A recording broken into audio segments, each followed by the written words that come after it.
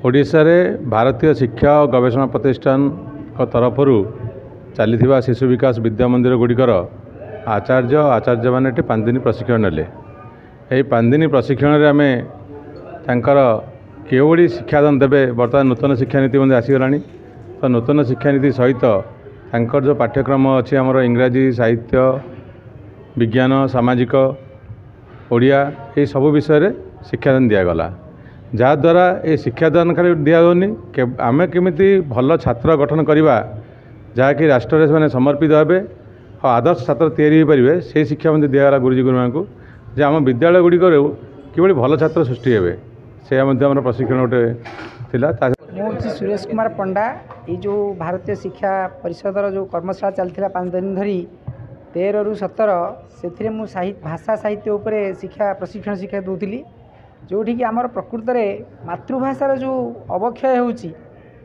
से अवक्षय को दूरीकरण करने केमती विद्यालय स्तर में आमर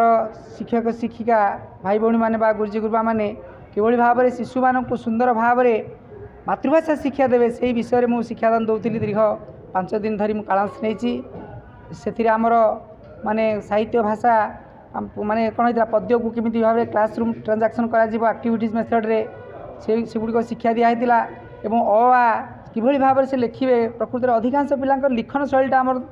माने भूल हुए तेणु से लिखन शैली केमती सुंदर भाव में हम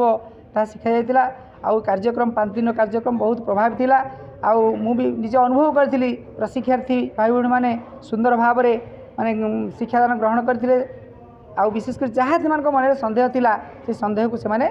पचारिक बुझी।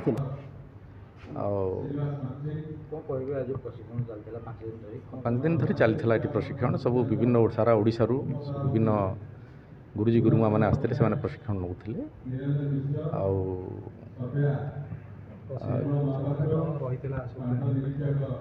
प्रशिक्षण सब रही माने विभिन्न माने जिते सब पाठ पढ़ा हम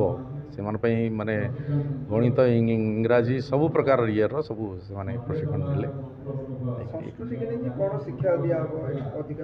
संस्कृति की नहीं अन्य जो विद्यालय गुड़ाक अच्छी से संस्कृति विषय किसी कहुए बा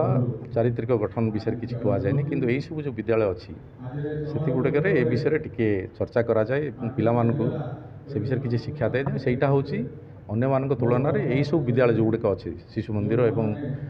यही जो